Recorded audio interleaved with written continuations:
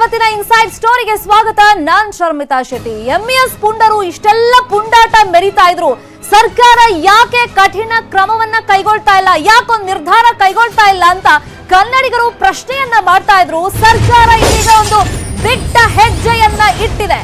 MES ಪುಂಡರ ಮೇಲೆ ದೇಶದ್ರೋಹದ case ಹಾಕಲಾಗುತ್ತೆ ಅಂತ CM Basavaraj Bommai ಘೋಷಣೆ ಮಾಡಿದ್ದಾರೆ. ಎಲ್ಲ ಪುಂಡರ ಮೇಲೂ ಕೂಡ ಗೂಂಡಾ ಕಾಯ್ದೆಯಡಿ ನಾವು ಕೇಸನ್ನ ಹಾಕ್ತೀವಿ ಅಂತ ಸದನದಲ್ಲಿ ಸಿಎಂ ಬೊಮ್ಮಾಯಿ ಖಡಕ್ ಆಗಿ ಘೋಷಣೆ ಮಾಡಿದ್ದಾರೆ.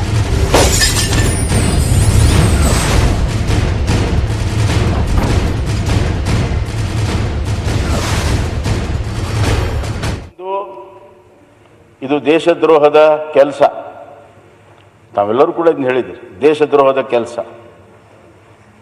ದೇಶಭಕ್ತರ, ನಾಡಿನ ಭಕ್ತರ ಮೂರ್ತಿಯನ್ನ ವಿಕೃತಗೊಳಿಸುವಂಥ ವಿಕೃತ ಮನಸ್ಸುಗಳ ಹಿಂದಿರುವಂಥ ಷಡ್ಯಂತ್ರವನ್ನು ನೋಡಿದಾಗ ರಾಜ್ಯಗಳಲ್ಲಿ ಅಷ್ಟೇ ಅಲ್ಲ, ಇಡೀ ದೇಶದಲ್ಲಿ ಅಶಾಂತಿ ಮೂಡಿಸುವಂಥ ಪ್ರಯತ್ನದ ಭಾಗ ಒಂದಾಗಿದೆ. ಆದ್ದರಿಂದ ಇದು ದೇಶದ್ರೋಹದ ಕೆಲಸ ಅಂತ ನಾವು ಭಾವಿಸ್ತೇವೆ. ಈ ಸದನ ಕೂಡ ಭಾವಿಸ್ತದೆ ಅಂತ ನಾನು ಭಾವನೆ ಮಾಡ್ಕೊಂಡಿದ್ದೇನೆ. ಅದಕ್ಕೆ ಸೆಡೇಷನ್ ಕೇಸನ್ನು ಇವ್ರ ಮೇಲೆ ಹಾಕ್ತೇವೆ. ದೇಶದ್ರೋಹದ ಕೇಸನ್ನು ಇವ್ರ ಮೇಲೆ ಹಾಕಿಸ್ತೇವೆ, ಆ ಸೆಕ್ಷನ್ ಹಾಕಿಸ್ತೇವೆ ಮತ್ತು ಆ ರೀತಿ ಟ್ರಯಲ್ ಆಗೋ ರೀತಿಯಲ್ಲಿ ನಾವು ನೋಡ್ಕೊಳ್ತೀವಿ. ಅಷ್ಟೇ ಅಲ್ಲ, ಇವ್ರ ಟ್ರ್ಯಾಕ್ ರೆಕಾರ್ಡನ್ನು ಕೂಡ ಎಲ್ಲ ತೆಗೆಸ್ತಾ ಇದ್ದೇವೆ. ಟ್ರ್ಯಾಕ್ ರೆಕಾರ್ಡನ್ನೆಲ್ಲ ತರಿಸ್ತಾ ಇದ್ದೀನಿ. ಇಲ್ಲಿ ಕೆಲವು ಮಾಹಿತಿ ಇದೆ, ನಾವೆಲ್ಲ ಮಾತಾಡಿದ ಮೇಲೆ ಇದರ ಅವಶ್ಯಕತೆ ಇಲ್ಲ ಅಂತ ನಾನು ಭಾವಿಸ್ತೇನೆ. ಟ್ರ್ಯಾಕ್ ರೆಕಾರ್ಡನ್ನು ಕೂಡ ನಾನು ತೆಗೆಸಿ ಇವ್ರು ಯಾರ್ಯಾರು ಪ್ರಮುಖರಿದ್ದಾರೆ, ವಿಶೇಷವಾಗಿ ಸಂಘಟನೆಯಿಂದ ಸಂಘಟನಾತ್ಮಕವಾಗಿ ಈ ಕೃತ್ಯವನ್ನು ಯಾರು ಮಾಡಿದ್ದಾರೆ ಅವರ ಮೇಲೆ ಗುಂಡಾ ಕಾಯ್ದೆಯನ್ನು ಹಾಕೋದಕ್ಕೂ ನಾನು ಸೂಚನೆಯನ್ನು ಕೊಡ್ತೇನೆ ಅನ್ನುವಂಥ ಮಾತನ್ನು ಈ ಸಂದರ್ಭದಲ್ಲಿ ನಾನು ಹೇಳಕ್ಕೆ ಇಚ್ಛೆಪಡ್ತೇನೆ. ನಾನು ಈ ಸುವರ್ಣಸೌಧದ ಆವರಣದಲ್ಲಿ ಕಿತ್ತೂರಾಣಿ ಚೆನ್ನಮ್ಮ ಮತ್ತು ಸಂಗೊಳ್ಳಿ ರಾಯಣ್ಣ ಮೂರ್ತಿಯನ್ನು ಸ್ಥಾಪನೆ ಮಾಡ್ತೇವೆ ಅನ್ನುವಂಥ ಒಂದು ಘೋಷಣೆಯನ್ನು ಕೂಡ ನಾನು ಮಾಡ್ತೇನೆ. ಶಕ್ತಿಯ ಸೌಧದ ಒಳಗೆ ಪ್ರಮುಖ ಸ್ಥಾನದಲ್ಲಿ ಇವೆರಡೂ ಸ್ಥಾಪನೆ ಮಾಡಿದರೆ ಇದರ ಅರ್ಥ ಎಲ್ಲಿವರೆಗೂ ಸೂರ್ಯಚಂದ್ರ ಇರ್ತಾರೆ ಅಲ್ಲಿವರೆಗೂ ಇವರ ಒಂದು ಸಾಧನೆ, ಇವರ ತ್ಯಾಗ ಬಲಿದಾನ ಶಾಶ್ವತ ಆಗಿರ್ತದೆ. ಇಡೀ ಎಲ್ಲ ಕನ್ನಡಿಗರ ಭಾವನೆ ಇದು, ಕನ್ನಡಿಗರ ಗೌರವ ಇದು, ಕನ್ನಡಿಗರ ಹೆಮ್ಮೆ ಇದು ಅಂತ ನಾನು ಈ ಸಂದರ್ಭ ಎಂಇಎಸ್ಸಿನ ಒಂದು ಬ್ಯಾನ್ ಮಾಡುವಂಥ ವಿಚಾರ ಹಲವಾರು ಸಂಘಟನೆಗಳು ಹೇಳಿದೆ. ವಿರೋಧ ಪಕ್ಷದ ನಾಯಕರು ಅದನ್ನು ಭಾಳ ಜವಾಬ್ದಾರಿಯಿಂದ ಹೇಳಿದ್ದಾರೆ. ಅದನ್ನು ಕಾನೂನಾತ್ಮಕವಾಗಿ ಪರಿಶೀಲನೆಯನ್ನು ಮಾಡಿ ಆ ಕಾನೂನಲ್ಲಿ ಅವಕಾಶ ಇದ್ದರೆ ಖಂಡಿತವಾಗಿ ಮಾಡಿ, ಇಲ್ಲದಿದ್ದರೂ ಕೂಡ ಅದನ್ನು ಸಂಪೂರ್ಣವಾಗಿ ನಿಯಂತ್ರಣ ಮಾಡೋದಕ್ಕೆ ಏನೆಲ್ಲವನ್ನು ಮಾಡೋಕ್ಕೆ ಸಾಧ್ಯ ಇದೆ ಆ ಕೆಲಸವನ್ನು ಮಾಡ್ತೇವೆ. ಎಂಇಎಸ್ ನಾವು ಹಲವಾರು ಬಾರಿ ಕಾಂಪ್ರಮೈಸ್ ಆಗೋ ಪ್ರಯತ್ನಗಳಾಗ್ತವೆ, ಒತ್ತಡಕ್ಕೆ ಸಿಗ್ತೇವೆ. ಇವತ್ತು ನಡೆದಂಥ ಘಟನೆ, ಮೊನ್ನೆ ನಡೆದಂಥ ಘಟನೆ, ಅದಕ್ಕಿಂತ ಹಿಂದೆ ನಡೆದಂಥ ಘಟನೆಗಳೆಲ್ಲ ನೋಡಿದಾಗ ನಾವು ಯಾರೂ ಕೂಡ ಯಾವುದೇ ಒತ್ತಡಕ್ಕೆ ಮಣಿಯದೆ ಕನ್ನಡದ ಒಂದು ಹಿತಾಸಕ್ತಿಯನ್ನು ಗಟ್ಟಿಯಾಗಿ ಹಿಡ್ಕೊಂಡು ಹೋಗುವಂಥ ಕಾಲ ಬಂದಿದೆ. ಕೆಲವು ಕೈ ಬೆರಳೆಣಿಸುವಂಥ ಪುಂಡರು ಇದನ್ನು ಸಂಪೂರ್ಣವಾಗಿ ನಿಯಂತ್ರಣ ಮಾಡೋದಕ್ಕೆ ನಾವು ಬಿಡಬಾರ್ದು. ಏನೂ ಆಗೋದಿಲ್ಲ, ರಾಜಕೀಯವಾಗಿ ಏನೂ ಆಗೋದಿಲ್ಲ. ಆದ್ದರಿಂದ ರಾಜಕೀಯವಾಗಿಯೂ ಆ ನಿಲುವನ್ನು ನಾವು ತೆಗೆದುಕೋಬೇಕು ಮತ್ತು ಕನ್ನಡದ ಗಡಿಗಳ ಅಭಿವೃದ್ಧಿ ಇನ್ನಷ್ಟು ದೊಡ್ಡ ಪ್ರಮಾಣದಲ್ಲಿ ನಾವು ಮಾಡುವಂಥ ಸಂಕಲ್ಪ ಮಾಡಿದ್ವಿ. ಈಗಾಗಲೇ ನಾವು ಏನು ಮಾಡಿದ್ದೇವೆ, ಸಾಕಷ್ಟು ಮಾಡಿದರೂ ಕೂಡ ಇನ್ನಷ್ಟು ಮಾಡುವಂಥದ್ದು ಭಾಳ ಇದೆ. ಗಡಿಗಳ ಅಭಿವೃದ್ಧಿ ಬಗ್ಗೆ, ಕನ್ನಡದ ಶಾಲೆಗಳ ಬಗ್ಗೆ, ಮಹಾರಾಷ್ಟ್ರದಲ್ಲಿರುವಂಥ ಕನ್ನಡದ ಶಾಲೆಗಳ ಬಗ್ಗೆ, ಅವೆಲ್ಲವನ್ನೂ ಕೂಡ ದೊಡ್ಡ ಪ್ರಮಾಣದಲ್ಲಿ ಅಭಿವೃದ್ಧಿ ಮಾಡೋದಕ್ಕೆ ಎಲ್ಲ ರೀತಿಯ ಪ್ರಯತ್ನವನ್ನು ಮಾಡ್ತೇನೆ ಮತ್ತು ಮಹಾರಾಷ್ಟ್ರದ ಮುಖ್ಯಮಂತ್ರಿಗಳ ಜೊತೆಗೂ ಕೂಡ ನಾನು ಮಾತಾಡ್ತೇನೆ. ಮಾನ್ಯ ಮುಖ್ಯಮಂತ್ರಿಯವರು ಮಂಡಿಸಿದ ನಿರ್ಣಯವನ್ನು ಈಗ ಸಭೆಯ ಮತಕ್ಕೆ ಹಾಕುತ್ತೇನೆ. ನಿರ್ಣಯದ ಪರವಾಗಿರೋರು ಹೌದು ಎಂದು ಸೂಚಿಸಬೇಕು, ನಿರ್ಣಯದ ವಿರೋಧವಾಗಿರುವವರು ಇಲ್ಲ ಎಂದು ಸೂಚಿಸಬೇಕು. ನಿರ್ಣಯವು ಹೌದು ಎನ್ನುವರ ಪರವಾಗಿದೆ ಎಂದು ಭಾವಿಸುತ್ತೇನೆ. ನಿರ್ಣಯವು ಸರ್ವಾನುಮತದಿಂದ ಹೌದು ಎನ್ನುವುದರ ಮೂಲಕ ಸ್ವೀಕಾರವಾಗಿದೆ. ನಿರ್ಣಯವು ಹೌದು ಎನ್ನುವುದರ ಪರವಾಗಿದೆ ಮತ್ತು ನಿರ್ಣಯವು ಸರ್ವಾನುಮತದಿಂದ ಅಂಗೀಕೃತವಾಗಿದೆ. ಈಗ ನಾನು ಈ ಸಂದರ್ಭದಲ್ಲಿ ಇಡೀ ಸದನವನ್ನು ಬಹಳ ಅಭಿಮಾನಪೂರ್ವಕವಾಗಿ ನಾನು ಅಭಿನಂದಿಸ್ತೇನೆ. ಕನ್ನಡ ನಾಡಿನ ಜನತೆಯ ಧ್ವನಿ.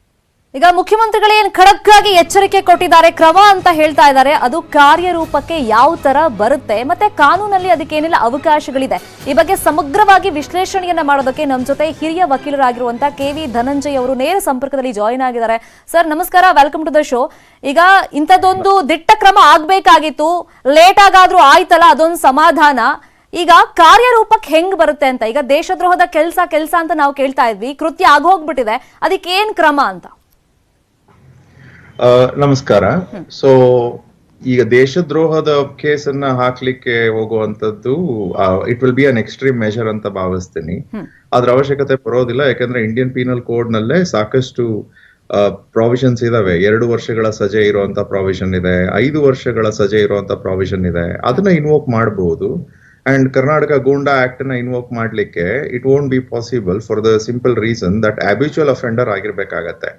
ಸೊ ಗೂಂಡಾ ಆಕ್ಟ್ ನ ನೀವು ಇನ್ವೋಕ್ ಮಾಡ್ತೀರಿ ಅನ್ನೋದಾದ್ರೆ ಯಾವ ವ್ಯಕ್ತಿಯನ್ನ ನೀವು ಡಿಟೈನ್ ಮಾಡ್ತೀರಿ ಆ ವ್ಯಕ್ತಿಯ ವಿರುದ್ಧ ಹಿಂದೆ ಆತ ಎಸಗಿದ್ದಂತ ಕೃತ್ಯಗಳ ಒಂದು ಪಟ್ಟಿಯನ್ನ ಕೊಡ್ಬೇಕಾಗತ್ತೆ. So that is not going to be possible. ಈಗ ಪ್ರಾಪರ್ಟಿ ಡ್ಯಾಮೇಜ್ ಮಾಡಿದವರನ್ನ ನೀವು ಅರೆಸ್ಟ್ ಮಾಡಿ they can proceed under IPC. So all over the country ನಾವು ಇದನ್ನ ನೋಡ್ತೀವಿ. ಸರಳವಾದ IPC ಅಫೆನ್ಸ್ ನ ಒಂದು ಇನ್ವೋಕ್ ಮಾಡಬೇಕಾದ ಜಾಗದಲ್ಲಿ UAPA ಇನ್ವೋಕ್ ಮಾಡಿದ್ರೆ ಏನಾಗುತ್ತೆ, entire case will get collapsed. So that is not the way to go forward. And 2 ವರ್ಷಗಳ ಸಜೆ ಇದೆ under section 427 of the IPC. 431 ನಲ್ಲಿ 5 ವರ್ಷಗಳ ಸಜೆ ಇದೆ. ಯಾವುದೇ ಸಾರ್ವಜನಿಕ ರಸ್ತೆ ಉಪಯೋಗ ಆಗದೆ ಇರೋ ಹಾಗೆ ಅದ್ರ ಮೇಲೆ ಬರ್ನ್ ಮಾಡಿದ್ರೆ, ಏನಾದ್ರೂ ಡ್ಯಾಮೇಜ್ ಮಾಡಿದ್ರೆ 5 ವರ್ಷಗಳ ಸಜೆ ಇದೆ. Prevention of damage to public property act of 1985 ಅದರಡಿ 5 ವರ್ಷಗಳ ಸಜೆ ಇದೆ. These are cognizable. ಸೊ ಈ ಪ್ರಾವಿಷನ್ ಅನ್ನ ಇನ್ವೋಕ್ ಮಾಡಿದ್ರೆ those people actually can be arrested and that should be done. ಅದನ್ನ ಬಿಟ್ಟು ಗೂಂಡಾ ಕಾಯ್ದೆಯನ್ನ ಇನ್ವೋಕ್ ಮಾಡ್ತೀವಿ ಅಂತ ಹೇಳುವಂತದ್ದು, ಏಕೆಂದ್ರೆ ಕಾನೂನು ಏನಿದೆ, ಕಾನೂನು ಅನ್ವಯ ಅವ್ರು ನಡ್ಕೊಳ್ಬೇಕಾಗತ್ತೆ. ಅಂಡ್ ಅವ್ರಿಗೆ ಭಯ ತರುವಂತದ್ದಾದ್ರೆ, ಅವ್ರಿಗೆ ಬೇಲ್ ಸಿಗದೆ ಹೋದ್ರೆ ಆಬ್ವಿಯಸ್ಲಿ ಅವ್ರಿಗೆ ಭಯ ಬರುತ್ತೆ. ಮತ್ತೆ ಎರಡನೇದೇನಂದ್ರೆ, ಈಗ ಸಾಕಷ್ಟು ಈ ರೀತಿ ಪಬ್ಲಿಕ್ ಪ್ರಾಪರ್ಟಿನ ಡ್ಯಾಮೇಜ್ ಮಾಡಿರುವಂತದ್ದು ವಿಡಿಯೋದಲ್ಲಿ ಸರಿಯಾಗಿರುತ್ತೆ. ಸೊ ಟ್ರಯಲ್ ನ ಬೇಗನೆ ನಡೆಸಬಹುದು. ಸೊ ಈ ರೀತಿ ಡಿಟೈನ್ ಮಾಡ್ತೀವಿ ನಾವು, ಅವ್ರ ವಿರುದ್ಧ ಎವಿಡೆನ್ಸ್ ಕಲೆಕ್ಟ್ ಮಾಡೋ ಗೋಜ್ಗೆ ಹೋಗೋದಿಲ್ಲ, ಅವ್ರನ್ನ ಗೂಂಡಾ ಆಕ್ಟ್ ಅಲ್ಲಿ ಹಾಕ್ತಿವಿ ಅಂತ ಹೇಳೋದ್ರಿಂದ ಏನಾಗುತ್ತೆ, ಅದು ಅವ್ರಿಗೆ ಪ್ರಯೋಜನವೇ ಆಗತ್ತೆ. ಅಂಡ್ ಈಗ ಪೊಲೀಸ್ನವರು ಸ್ವಲ್ಪ ದಕ್ಷತೆಯಿಂದ ಕೆಲಸ ಮಾಡಿದ್ರೆ, ಈಗ ಯಾರು ಅಲ್ಲಿ ಪುಂಡಾಟ ನಡೆಸಿದ್ದಾರೆ ಅವರೆಲ್ರಿಗೂ ಒಂದು ತಕ್ಕ ಪಾಠವನ್ನ ಕಲಿಸಬಹುದು. Once they are arrested and proper charge sheet ಹಾಕಿ 6 months ಒಳಗೆ ಟ್ರಯಲ್ ಮುಗಿಸಿ ಅವ್ರಿಗೆ ಕನ್ವಿಕ್ಷನ್ ಆದ್ರೆ, ಕೋರ್ಟ್ ಅವರ ವಿರುದ್ಧ ಇರುವಂತ ಸಾಕ್ಷ್ಯವನ್ನ ಅವ್ರ ಮುಂದೆ ಇಟ್ಟು, ನೋಡಿ ನೀವು ಇಂತ ಕೆಲಸ ಅಭ್ಯಾಸ ಆಗ್ಬಿಟ್ಟಿದೆ. ಈಗ ನೋಡಿ ನೀವು ಹೇಳ್ದಂಗೆ ಈ ಕೇಸ್ಗಳು ನಿಲ್ಲೋದೇ ಇಲ್ಲ. ಸೊ ಜಾಮೀನು ಈಸಿಯಾಗಿ ಸಿಕ್ಬಿಡುತ್ತೆ ಇಂಥ ಕೇಸ್ಗಳಲ್ಲಿ. ಒಂದಿಷ್ಟು ಜನ ಗುಂಪಲ್ಲಿ ಹೋಗಿ ಅಟ್ಯಾಕ್ ಮಾಡಿರ್ತಾರೆ, ಪಬ್ಲಿಕ್ ಪ್ರಾಪರ್ಟಿ ನಾಶ ಮಾಡಿರ್ತಾರೆ, 1-2 ದಿನ ಮ್ಯಾಕ್ಸಿಮಮ್ ಅವ್ರನ್ನ 1 ವರ್ಷದಲ್ಲಿ ಇಟ್ಕೊಂಡಿರ್ತಾರೆ, ಆಮೇಲೆ ಬಿಟ್ಬಿಡ್ತಾರೆ. ಆ ಕೇಸ್ ಫಾಲೋ ಅಪ್ ಕೂಡ ಆಗೋದಿಲ್ಲ. ಅದೆಲ್ಲ ಆತಂಕ ನಮಗೂ ಇದೆ. ಮತ್ತೆ ಮಾಡ್ತಾನೆ ಇರ್ತಾರೆ ಕೃತ್ಯ. ಟ್ರೂ. ಬಟ್ ನೋಡಿ, ಈಗ ಜಾಮೀನಲ್ಲಿ ಹೊರಗೆ ಬರೋದ್ರ ಬಗ್ಗೆ ಸರ್ಕಾರ ತುಂಬಾ ಒಂದು ತಲೆ ಕೆಡ್ಸ್ಕೊಳ್ಳೋ ಅವಶ್ಯಕತೆ ಇಲ್ಲ. ಯಾರು ಈ ಕೃತ್ಯಗಳನ್ನ ನಡೆಸಿದ್ದಾರೆ ಅವ್ರ ವಿರುದ್ಧ ಸಾಕ್ಷ್ಯಾಧಾರ ಕಲೆ ಹಾಕ್ಬಿಟ್ಟು ಅವ್ರಿಗೆ ಟ್ರಯಲ್ ಒಳಪಡಿಸಬಹುದಲ್ಲ. ಈಗ ಜಾಮೀನು ಅವರು ಇಂದ ಹೊರಗ್ ಬರ್ತಾರೆ, ನಾವು ಅದನ್ನ ನೋಡೋದ್ ಬೇಡ, ಅದಕ್ಕೋಸ್ಕರ ನಾವು ಅವ್ರ ವಿರುದ್ಧ ಯಾವ್ದು ಅನ್ವಯ ಆಗೋದಿಲ್ಲ ಅದನ್ನ ಅಪ್ಲೈ ಮಾಡಿದ್ರೆ ಅವ್ರಿಗೆ ಅದ್ರ ಪ್ರಯೋಜನವೇ ಆಗುತ್ತೆ. ನ್ಯಾಯಾಲಯ ಏನ್ ಮಾಡುತ್ತೆ, ಪ್ರಾಕ್ಟಿಕಲ್. ಈಗ ನೋಡಿ, MES ನಿಷೇಧ ಮಾಡ್ಬೇಕು ಅನ್ನೋ ಆಗ್ರಹ ಎಲ್ಲರಿಂದ ವ್ಯಕ್ತವಾಗ್ತಾ ಇತ್ತು. ನಿಷೇಧ ಮಾಡಕ್ ಸಾಧ್ಯ ಇದೆಯಾ? ಎಟ್ ದ ಸೇಮ್ ಟೈಮ್ ಗಡೀಪಾರು ಕೂಡ ಮಾಡ್ತೀವಿ ಅಂತ ಅವ್ರು ಹೇಳಿರೋದ್ರಿಂದ ಪ್ರಾಕ್ಟಿಕಲ್ ಆಗಿ ಇದು ಸಾಧ್ಯ ಇದೆಯಾ? ನಿಷೇಧ ಮಾಡಕ್ ಕಾನೂನಲ್ಲಿ ಅವಕಾಶ ಇದೆಯಾ? ಇದ್ರ ಬಗ್ಗೆ ನಿಮ್ಮ ಹತ್ರ ಚರ್ಚೆಯನ್ನ ಕಂಟಿನ್ಯೂ ಮಾಡ್ತೀನಿ. ಚಿಕ್ಕದೊಂದು ಬ್ರೇಕ್ ಆದ್ಮೇಲೆ.